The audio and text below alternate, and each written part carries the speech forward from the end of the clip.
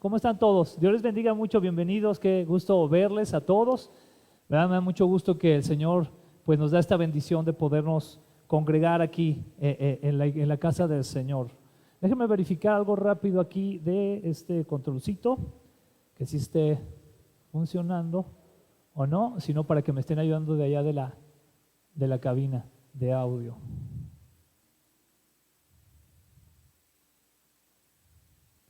Okay.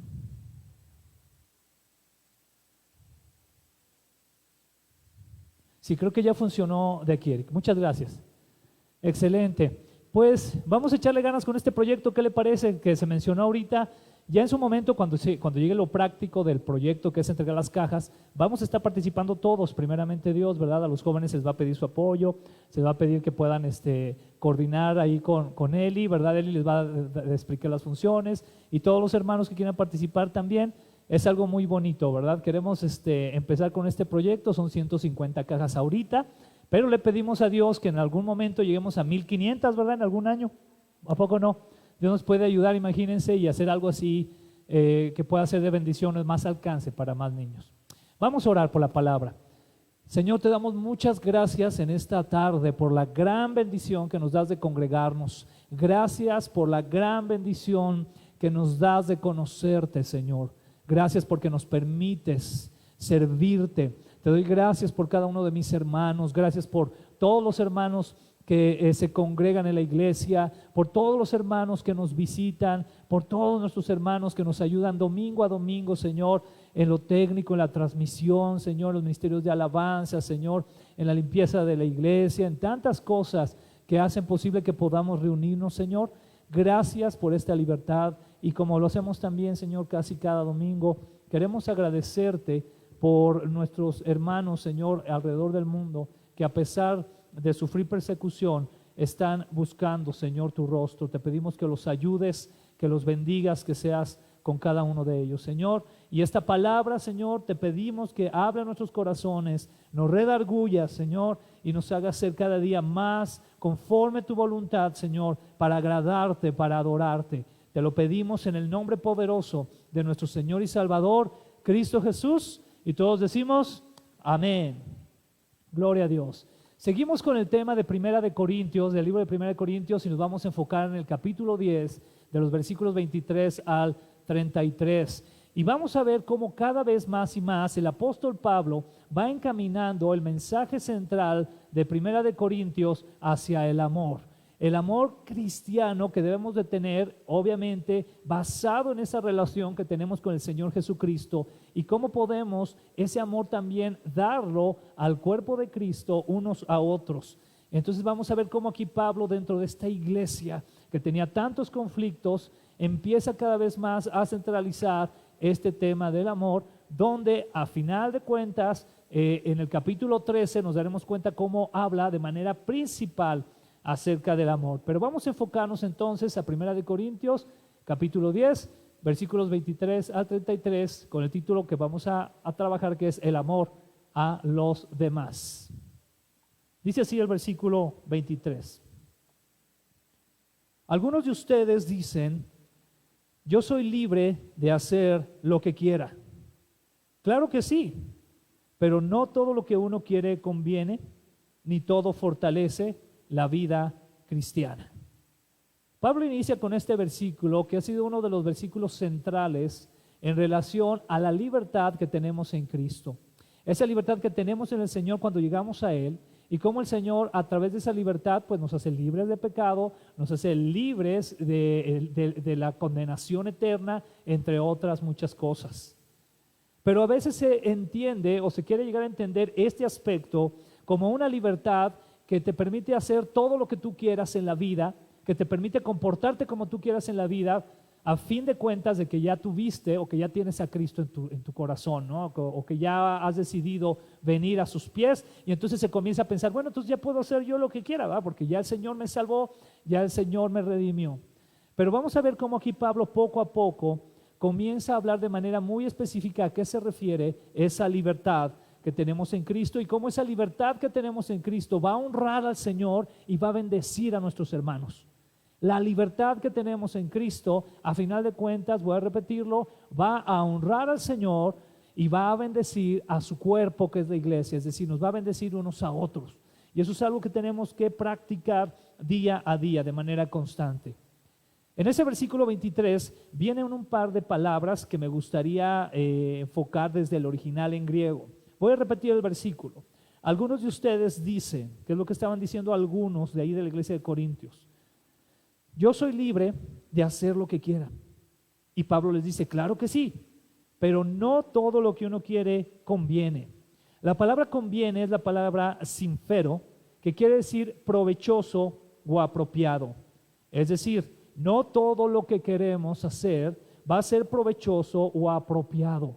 No todo lo que queremos hacer va a ser algo que nos vaya a servir, en otras palabras, de provecho para nuestras vidas.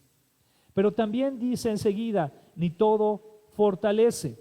Y ahí utiliza la palabra oikodomeo, que quiere decir construir, ampliar, embellecer una casa. En pocas palabras, no toda esa libertad, no todas esas acciones por la libertad que Dios nos da, van a ayudar a que podamos construir, a que podamos ampliar y a que podamos embellecer esta casa que el Señor ahora habita. ¿Cuántos recuerdan lo que dice la Escritura? Que el Señor ahora iba a habitar ¿en quién? En nosotros, ¿verdad? En templos vivos, dice la Escritura. Que son templos, son piedras vivientes, ya no es tanto el edificio, ¿verdad? A veces le prestamos demasiada atención a un edificio, ¿verdad? Decimos, es que es el templo, es la iglesia, pero más allá de eso, el Señor habita en cada uno de nosotros. Y una vez que venimos a Cristo, cuando nosotros comenzamos a seguirle, pues es eso, es un comienzo. Pero tenemos que seguir embelleciendo la casa, tenemos que seguir ampliando la casa, tenemos que dejarla de manera que sea provechosa. El Señor es lo que quiere de nosotros, que crezcamos de esa manera. Todos aquellos que aquí tienen alguna casa o algo, ¿a cuántos no les gusta embellecer su casa? ¿Verdad que sí les gusta? Y que de repente se encuentran por ahí algún accesorio, algún adorno y dicen, pues ese me gustaría para la casa, ¿no? Y te lo llevas y lo compras y te lo llevas a tu casa y embellece tu casa. ¿O cuántos de los que estamos aquí no nos gusta de repente, si tenemos la posibilidad, ampliar nuestra casa? Que podemos decir, bueno, voy a tener un cuarto más, ¿verdad? Para las visitas, y ese cuarto le voy a poner un baño para que cuando vengan las visitas estén a gusto ahí en ese lugar. O voy a ampliar el patio para que los niños puedan jugar más a gusto, les voy a poner ahí un aro de básquet para que puedan jugar, etcétera, etcétera. A todos nos gustan esas ideas, ¿a poco no? Bueno, la vida en Cristo es similar a eso, es una casa que el Señor quiere habitar, que el Espíritu Santo habita, pero que también tenemos que embellecer, porque a veces va a haber cosas en esa casa que van a estar estorbando, cosas que van a estar haciendo que esa casa se vea fea o que esa casa no sea útil, que no sea provechosa. Y entonces, ¿qué es lo que Pablo les está diciendo aquí a los corintios?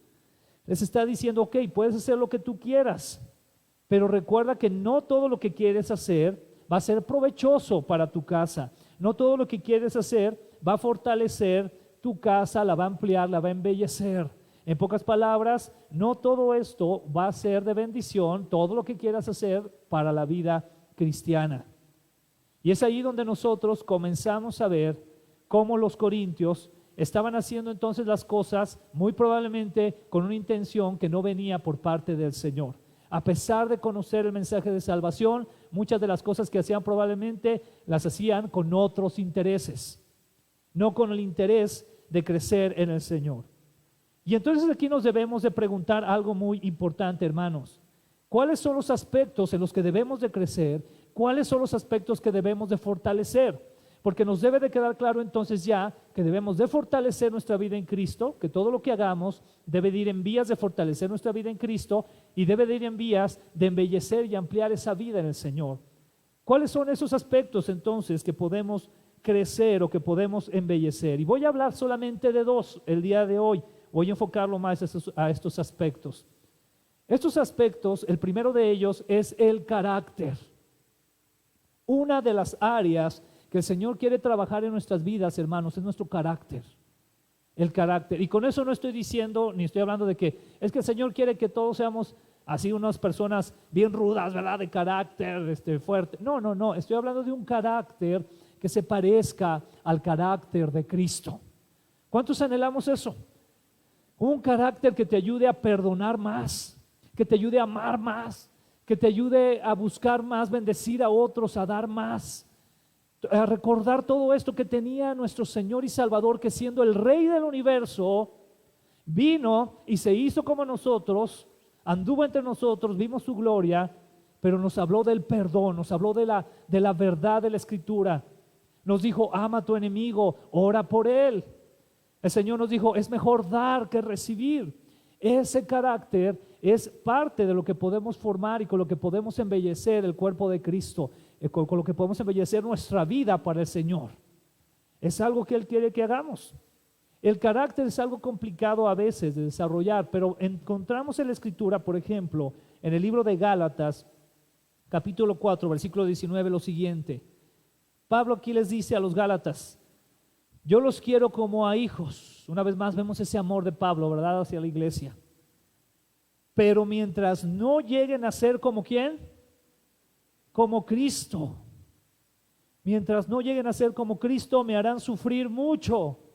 Qué corazón de Pablo, ¿verdad? Él estaba sufriendo por la iglesia.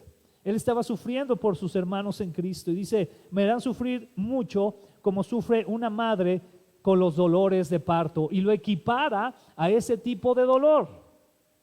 ¿Cuántas mamás hay aquí en esta tarde que saben de lo que estoy hablando, verdad? Saben de lo que es un dolor de parto. Saben que es uno de los dolores más fuertes que se pueden presentar.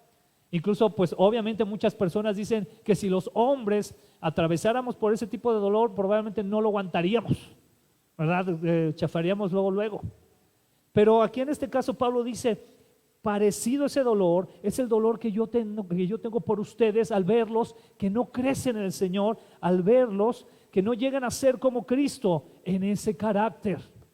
Y lo triste es, hermanos, que a veces pasamos años asistiendo a la iglesia, años en la fe, y el carácter no se parece nada al de Cristo.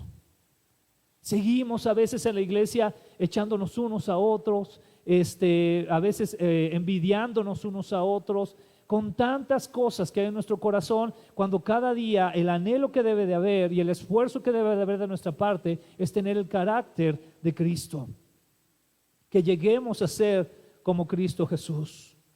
También nos dice la Escritura en el libro de Santiago, capítulo 3, versículo 2, nos dice también lo siguiente. Dice así, todos cometemos muchas faltas. ¿Estamos de acuerdo en eso, verdad? Dice, ¿quién entonces es una persona madura? Estamos hablando de ese carácter, de esa madurez. Dice, solo quien es capaz de dominar ¿qué? Su lengua y ¿qué más? De dominarse a sí mismo. La realidad es que tú y yo no podemos dominar nuestra lengua y no podremos dominarnos a nosotros mismos si antes no dejamos que Cristo nos domine. Si antes no dejamos que la obra del Espíritu Santo domine nuestras vidas. Porque cuando la lengua habla de más o nuestras actitudes hablan de más o actúan de una manera incorrecta, lo que se denota ahí es nuestra carne, es nuestra humanidad. Cada cosa que hacemos que no sería lo que Cristo hizo denota nuestra carne, nuestra humanidad.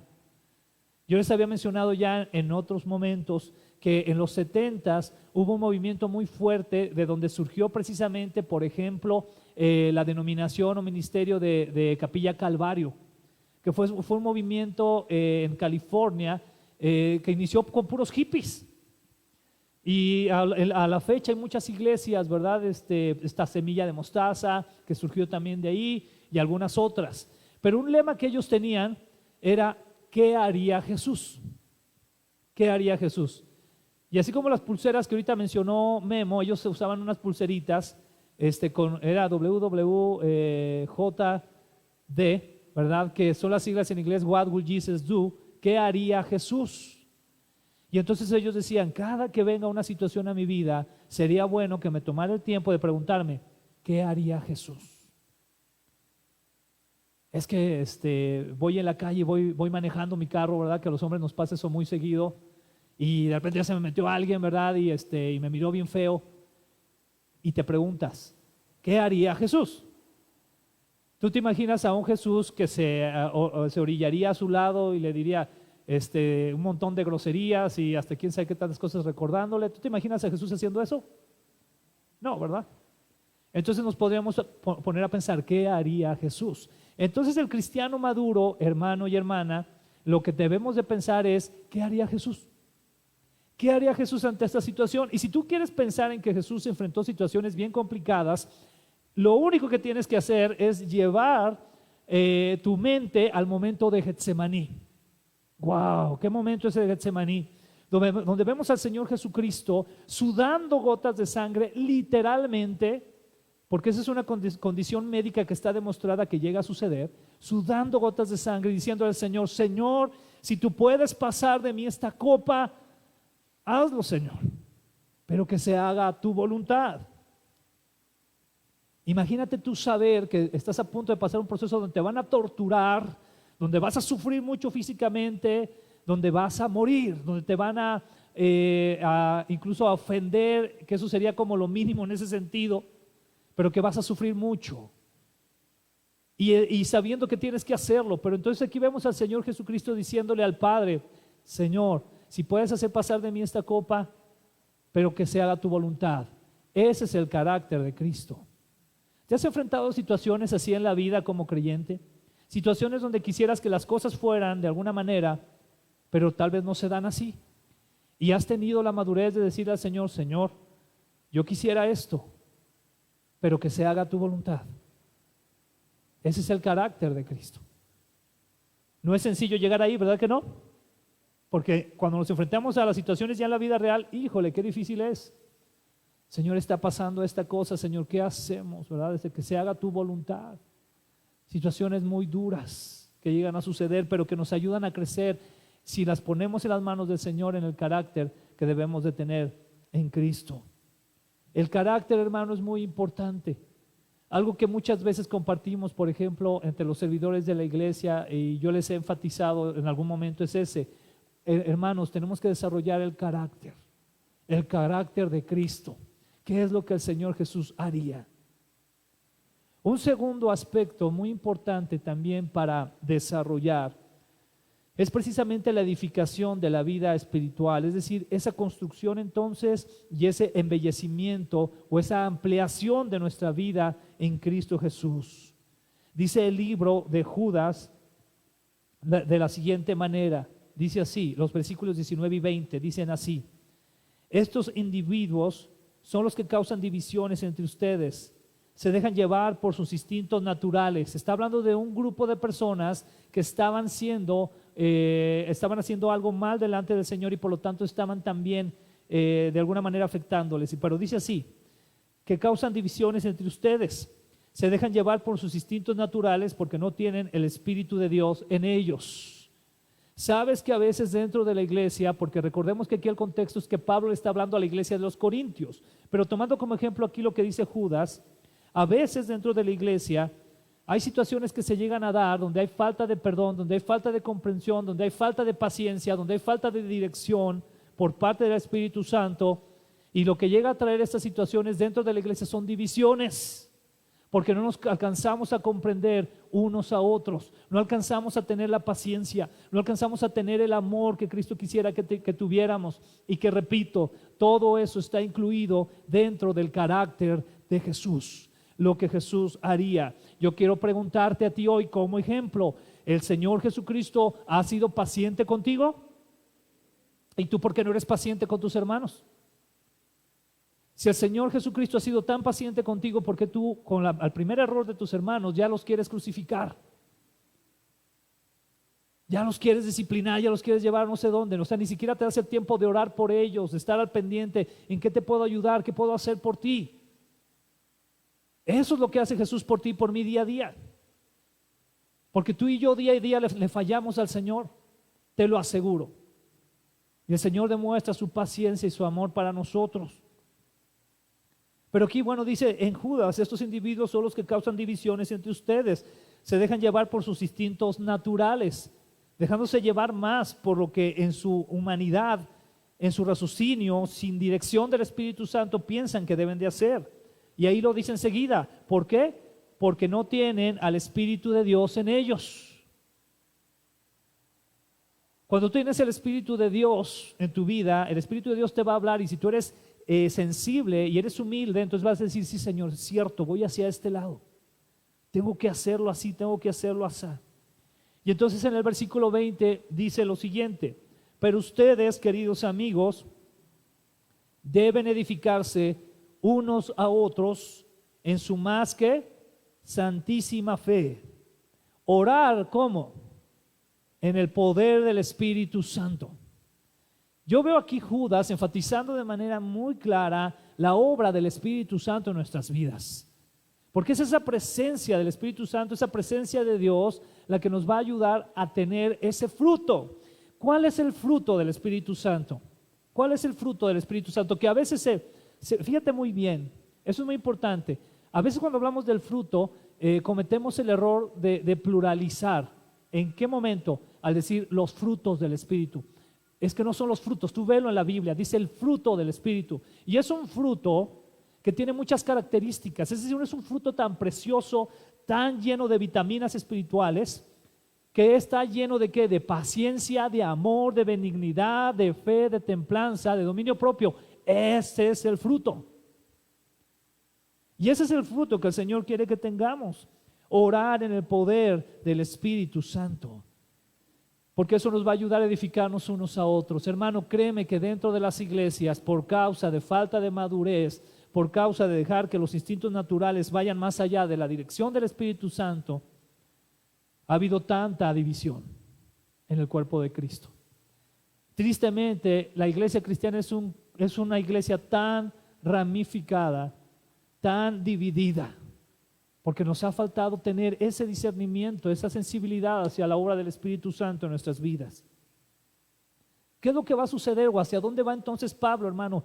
Fíjate muy bien, a lo siguiente: esta madurez y edificación espiritual entonces va a traer como fruto lo siguiente. Dice el versículo 24: por eso tenemos que pensar que en el bien de los demás y no solo en quién.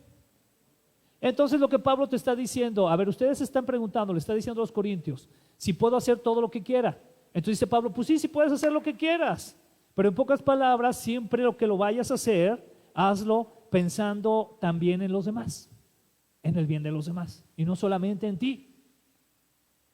Qué pensamiento tan precioso es este, porque es un pensamiento completo, lleno de la presencia de Dios. El Señor muy bien pudo, al ver que nosotros no entendíamos como su creación, Él pudo simplemente en un tronar de dedos haber acabado con esto. ¿Saben que es una creación rebelde que no me quiere hacer caso, que me da la espalda? Es más, es una creación que aún y cuando yo los bendigo, me ofenden. Nos basta con el ejemplo del pueblo de Israel, ¿verdad? Un pueblo que iba caminando y que también ya lo mencionamos incluso la semana pasada, porque eso tiene mucho que ver con lo que estamos hablando. Un pueblo que iba caminando cubierto con una nube que era la presencia de Dios, y que esa presencia de Dios pues les cuidaba, ¿verdad? Y aún, fíjate qué increíble, aún caminando con la presencia de Dios en sus vidas, se quejaban. ¿Te suena familiar? Aún caminando, ay Señor, pues es que no me has dado el dinero que quiero, Señor, no me has de amar. Y el Señor en su soberanía, que todo lo ve, ¿verdad? En su omnisciencia, Él dice, es que no te doy ese dinero porque si te lo doy te vas a perder. Te vas a volver loco con ese dinero. Prefiero no dártelo. O no te doy esa casa, ¿verdad? Porque te vas a creer mucho con esa casa. Y vas a empezar a verte a ti mismo y decir, mira mis logros, ¿verdad? Y me vas a empezar a olvidar. Caminamos de esa manera. Entonces aquí Pablo se va enfocando cada vez más a este aspecto. Por eso tenemos que pensar en el bien de los demás y no solo en nosotros mismos. Y aquí encontré una frase que me gustó, ¿verdad? Y dice lo siguiente: el egoísmo dice, ¿qué gano yo? ¿Sabes que muchas personas se acercan a Cristo primeramente con esta idea? ¿Qué gano yo? Bueno, sí voy a ser cristiano, pero pues lo hago porque yo quiero que el Señor me sane de esa enfermedad que tengo. Sí, sí voy a ser cristiano, pero porque quiero que el Señor ya por favor transforme a mi marido que no entiende. O que transforme a mi esposa. Señor, me entrego a ti para que transformes a mis hijos. Estás pensando, ¿qué gano yo? Pero ahora el contexto aquí es de creyentes. ¿Estás de acuerdo? Ya estamos hablando de creyentes. Y a veces como creyentes pensamos, ok, voy a servir en la iglesia, voy a servir en el llamado que Dios me da, pero ¿qué gano? ¿Qué gano yo? ¿Qué puedo ganar? Cuando el amor lo que haría es preguntar, ¿qué puedo hacer? Es decir, con lo que voy a hacer, ¿qué es lo que tengo que hacer, mejor dicho, para poder bendecir a otros? Y esto nos lleva a algo muy importante, y que es pensar en los demás por amor. Debería de ser algo tan lógico, hermano, porque debe ser algo que tenga como una dirección. ¿Qué quiere decir? El amor de Dios descendiendo a tu vida, y ese amor que está descendiendo a tu vida, entonces tú lo das a los demás, porque es lo que estás recibiendo. Pero pareciera ser que en vez de recibir el amor de Dios en tu vida, pareciera ser que a veces lo que estamos recibiendo del Señor son nada más puras quejas, ¿verdad? Nada más puros regaños y cosas de ese estilo. Y no estoy hablando aquí de la disciplina de Dios, atención, ¿ok? Estoy hablando de nuestra actitud, ¿correcto? Porque a veces tenemos actitudes que no son de Dios. ¿Te das cuenta? Y entonces aquí vemos cómo Pablo va enfocando a los corintios hacia eso. Y les va diciendo, ok, puedes hacer lo que tú quieras, pero deja de pensar tanto nada más en ti. Piensa en los demás, porque ese es el amor de Dios para nosotros.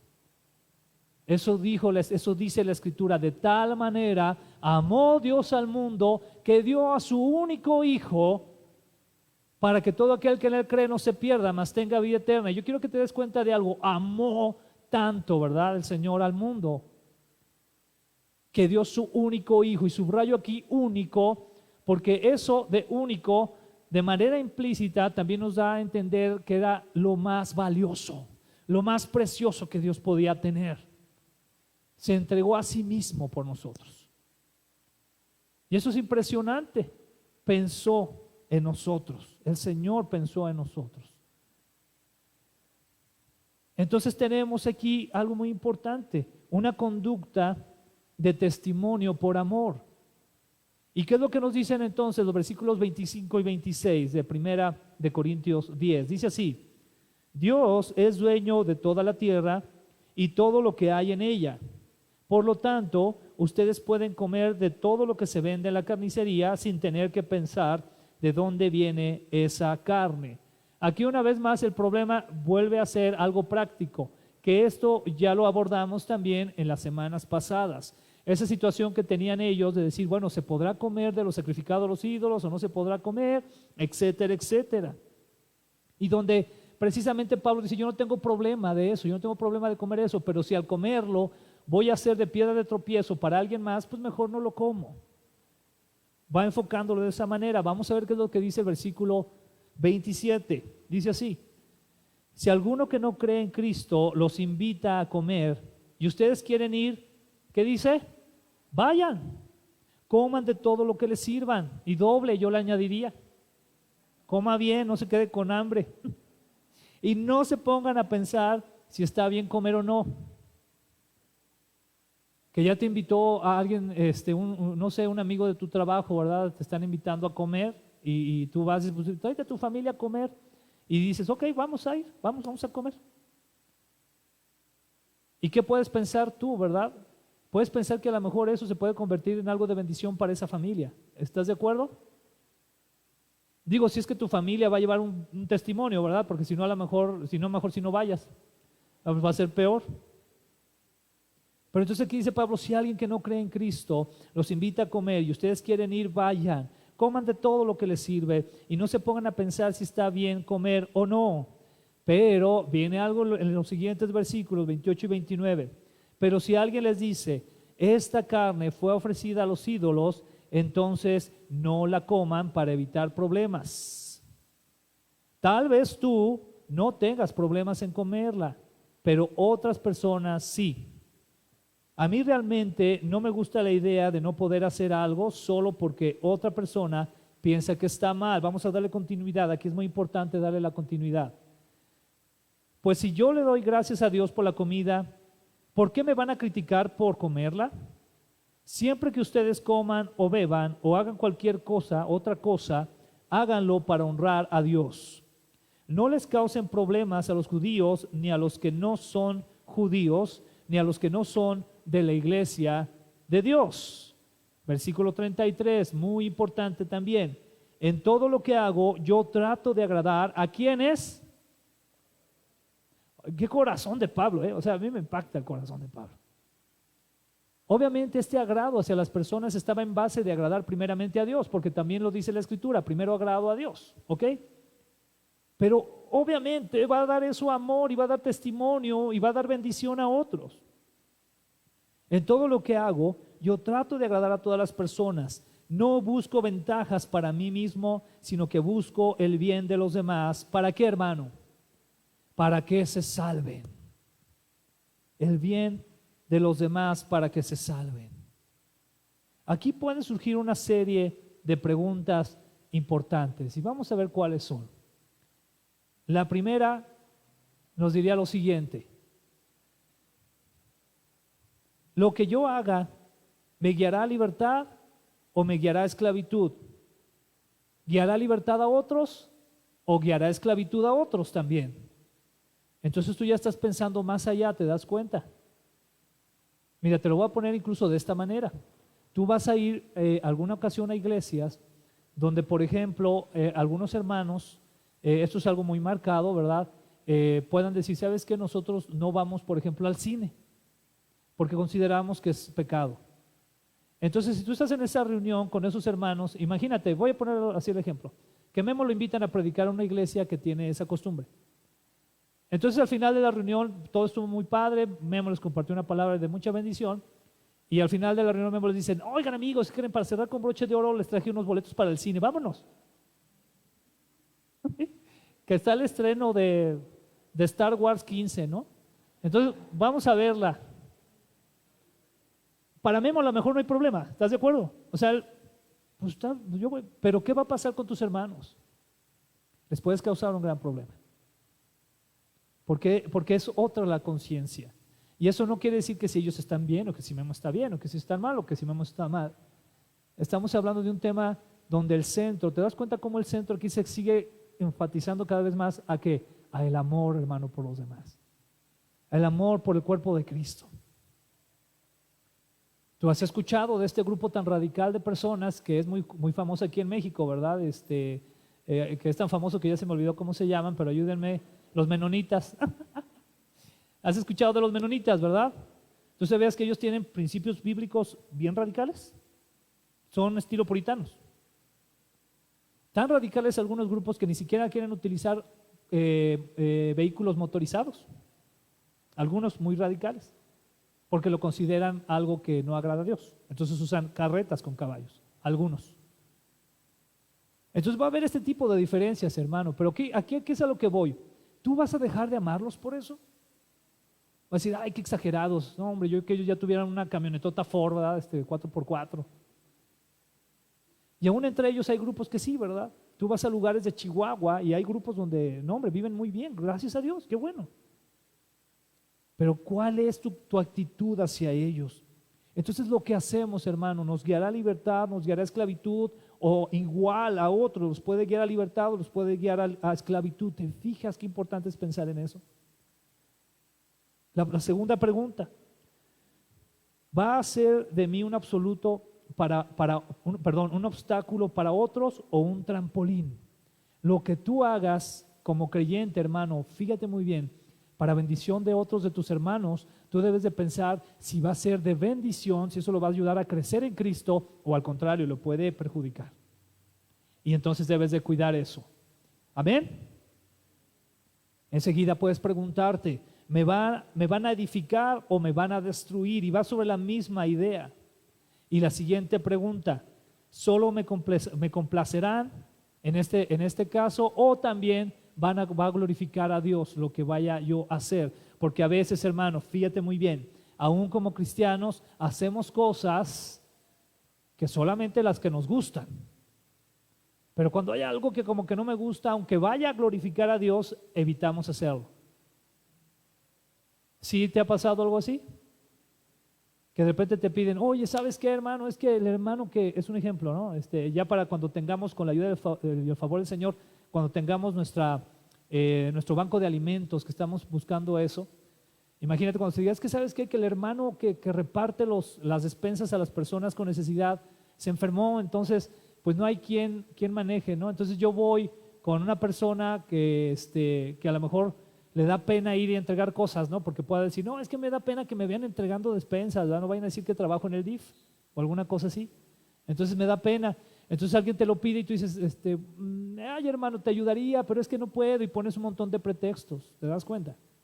Y dejas que ese amor a un lado, aunque pueda ser de bendición para los demás, y pones por encima solo aquello que te complace a ti, en vez de también aquello que glorifique a Dios. Esto es muy común en los núcleos familiares. Te lo voy a poner de esta manera, hermano. Muchas veces hombres y mujeres prefieren estar metidos en un ministerio en la iglesia de lleno que estar metidos en el ministerio de su familia, de su casa. ¿Sabes por qué? Porque a lo mejor en tu casa no está tan fácil. Porque a lo mejor en tu casa todavía te llevas los pellizcos y zapes de tu esposa, ¿verdad? Pero tú tienes que hacerlo por amor, porque ese es tu papel. O a lo mejor, de igual forma, ¿verdad? Los jóvenes, fíjate, jóvenes los amo mucho, amén. Quiero decirlo así primero, para no meterme aquí, si no me van a odiar después. Pero hay jóvenes que prefieren pasársela en la iglesia que en su casa. Eso está mal. Si tú estás en la iglesia porque estás huyendo de tu casa, está mal. Porque no puedes estar aquí dando estudios bíblicos y puedes estar aquí adorando y cantando al Señor, y llegando a tu casa, llegas con mucha dificultad porque odias a tus padres y a tus hermanos. No hay congruencia. Entonces estás fingiendo, estás actuando. Te das cuenta, estás haciendo lo que te complace, pero lo que deberías de hacer para glorificar a Dios no lo haces. ¿Qué profundo puede llegar a ser la importancia del amor? Porque si tienes ese amor de Cristo, tú vas a decir, es que sabes que el Señor está obrando en la vida de mi papá, y yo sé que mi papá, pues sí, a veces es injusto y a veces me maltrata con lo que dice o no sé, pero yo voy a buscar amarlo, yo voy a buscar bendecirlo de todas maneras. Y no te va a complacer al principio, ¿estás de acuerdo? Pero vas a estar ahí por amor al Señor, porque tú quieres que sea bendecido. Y eso llega a suceder mucho, hermano. Nada más buscamos lo que nos complace. De aquí, hermano, perdón, hay una quinta. ¿Me ayudarán a ganar a los perdidos para Cristo o los mantendrá perdidos lo que yo haga? ¿Sabes que mucha gente no se quiere acercar a Cristo porque ve cómo eres? Dice, no, pues para ser como tú, los vecinos, si hasta acá escuchamos los gritos y los golpes, ¿verdad? La otra vez que dijiste que te caíste, ¿verdad? Y te pegaste en la banqueta, ¿verdad? Y el ojo muy moradote, cosas así. ¿Te das cuenta, hermano? Que cómo estamos actuando. Y entonces de aquí viene lo siguiente, de aquí viene la importancia de la madurez y el crecimiento espiritual en Cristo. Es una madurez que viene como resultado de una vida en intimidad con Dios. Yo quiero que pienses en esto, en esta foto. Esta foto es un padre con su bebé, con su hijo. Es maravilloso cuando tú puedes cargar a tu hijo por primera vez y tenerlo en tus brazos. Es algo precioso. Tú puedes sentir el amor de Dios en tu vida cuando lo tienes ahí, cuando ves a esa criaturita tan preciosa. Yo les he platicado, ¿verdad? Cuando nació Dariel, que fue cesárea, cómo salió su cabecita, y alguna vez a los que les puedo enseñar esa parte del video, salió su cabecita y abrió así los ojos. Para mí fue así impactante eso. Cosa que Dayana no hizo, ¿verdad? Dayana así como que siguió un poquito así. Pero Dariel salió su cabeza y abrió así los ojos, increíblemente. Es una sensación muy especial. Y fíjate muy bien en lo siguiente. Quiero que tú te veas o te identifiques de esta manera. Cuando el Señor te redimió, tú eras ese bebé. Y Él te tuvo en sus brazos y te amó. Y sabía perfectamente lo indefenso y falto de conocimiento que eras acerca de Él, lo que tú quieras. y te tenía ahí. Y ahí estuviste. ¿Cuántos le dan gloria a Dios por eso? Eso es precioso, porque Él nos hizo sus hijos, Él es nuestro Padre. La palabra Padre es como acercarnos y decirle, papá amado, papá queridísimo, es con mucho amor y mucha confianza. Pero ¿sabes qué es lo triste de la historia, hermano? Ahorita va la parte triste y cómica. Que todavía hay muchos que después de 20 años están ahí. Y no han madurado, no han crecido, no han querido madurar, no han querido crecer, siguen ahí.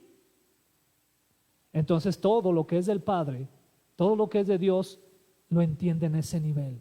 Cuando tu hijo nació y lo tuviste en tus brazos, ¿tú crees que él entendió que tú habías estudiado en tal universidad y que habías conocido a tu mamá no sé dónde, ¿verdad? Y que trabajabas en tal lugar y que sabes hablar tantos idiomas? ¿Tú crees que tu hijo sabe eso? Eso viene con el tiempo, ¿verdad? Se va dando cuenta de quién eres. Tú te estás dando cuenta quién es Dios. ¿Sabes ya quién es Dios? ¿Y sabes quién eres tú? Porque eso te lleva a madurar en Él, a entender quién es Él. Pero ¿sabes dónde se da eso? En la intimidad con Él. De igual manera que un pequeño va creciendo. Ahorita, por ejemplo, Dariel va creciendo y él va conociendo no solamente mis virtudes, sino también va conociendo mis defectos. Me va conociendo. Perdón por el ejemplo que te estoy dando, porque sabemos que tenemos un Dios que es perfecto, pero quiero ir a este punto. Él me va conociendo. ¿Quién soy? ¿Cómo soy? Él ya sabe en qué punto yo ya me enojé de veras y se va corriendo a hacer las cosas. Y sabe en qué punto todavía me puede ahí campechanear, ¿verdad? Todavía sabe. Y a veces nosotros seguimos todavía en ese nivel porque no hemos querido conocer al Señor. Y entonces ahí viene esa importancia también, hermano, de ambos aspectos, de esos aspectos tan importantes. ¿Cuáles son? La intimidad con el Señor, porque la intimidad sin madurez, fíjate muy bien, hermano, intimidad y madurez. Estamos hablando de un crecimiento y de una intimidad con Dios. Intimidad sin madurez es igual a una conducta espiritualmente infantil. ¿Qué te quiero decir con esto? Ese padre que vimos ahí en la foto anterior, en la imagen anterior, obviamente ese padre está teniendo intimidad con él, ¿te das cuenta? Porque lo está amando, lo está cuidando, está al pendiente de él. Pero eso no quiere decir que tenga madurez. Ese bebé tiene intimidad. Y esa es otra cosa también, hermano. Muchas veces como creyentes nosotros podemos pensar, tengo intimidad con Dios, oro, ¿verdad? Adoro al Señor, disfruto mucho, porque el Señor es tan bueno que cuando su presencia nos llena a todos, ¿verdad? A los más espirituales y a los menos nos llena a todos. Y está ahí, y está esa intimidad con el Señor, pero a veces puede existir esa intimidad sin esa madurez. Pero eso entonces nos lleva a una conducta espiritualmente infantil. Porque podemos decir, bueno, es que yo tengo intimidad con el Señor y siento su presencia y su favor y todo, pero pobre de aquel hermano, porque no, sí se ve que está pero perdidísimo, que Dios lo ayude. Y te enfocas así, ¿no? O sea, no tienes la madurez todavía de comprenderlo.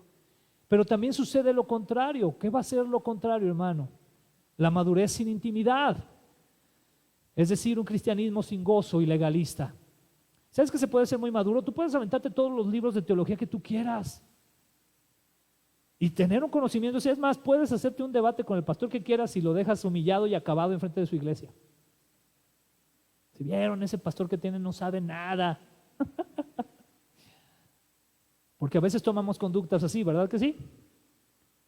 Entonces madurez sin intimidad es igual a un cristianismo sin gozo y un cristianismo legalista. ¿Y ves cómo las dos cosas son importantes? Que si tú estás madurando en el Señor, también estés creciendo en tu intimidad con Él. Porque si no, te vas a ser una persona muy engreída, muy creída, que sabes mucho, pero no sabes nada de amar al cuerpo de Cristo. Porque nada está en la práctica en tu vida. Y aquí hay algo muy importante, hermano, entonces, que es que ambas se complementan. Sé maduro, gloria a Dios, crece en el Señor, aprende la Escritura, síguelo haciendo, no te detengas, pero sigue siempre intimando con Dios. Sigue siempre buscando su presencia. Porque el buscar su presencia te va a dar cuenta, te va a hacer que te des cuenta de quién es Él y quién eres tú. Y eso es algo que todos los creyentes debemos de tener bien en claro, hermano. Y yo creo que lo hemos dicho muchas veces aquí en la iglesia, ¿verdad? Algo central en la vida del creyente es conocer quién es Dios y conocer quién eres tú.